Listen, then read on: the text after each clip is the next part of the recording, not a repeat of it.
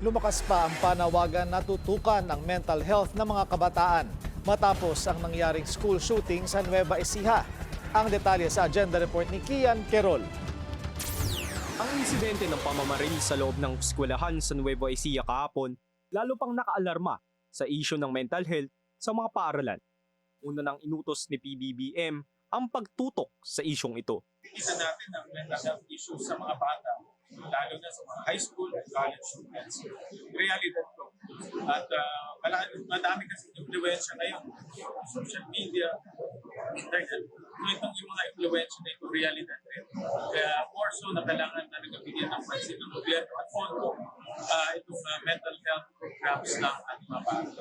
Dagdag ng senador, dapat imbestigahan kung paano nakapagpasok ng baril sa campus. Pagkuha ng firearms, napakahigpit yan dito sa ating bansa. Kung susundan yung proseso, meron pa nga psychological test, meron pa mga iba't ibang mga test.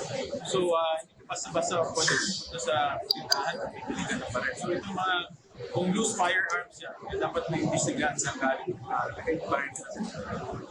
Isinusulong ngayon ng ilang medical expert at mga mambabatas ang mas maayos na mental health awareness sa mga eskwelahan sa harap ng kakulangan ng guidance counselors sa bansa. Sa figures na sinabi ni Gatchalian, may 47,000 schools kumpara sa 1,000 guidance counselors lamang. Ayon sa batas, papayagan naman ang mga psychologists para maging guidance practitioner. Tataasan ng sweldo ng mga nagbabalak maging guidance counselor para ma-accommodate ang mga eskwelahan. Ayon sa isang survey na isinagawa ng DepEd, 2 sa 3 kabataan ay positibo sa signs na may mental health struggles. Nakakaalarma raw ito, kaya dapat mas paigihin palalo ang mental health programs na ipatutupad. Noong nakaraang taon, may 7 confirmed cases of suicide ng kabataan.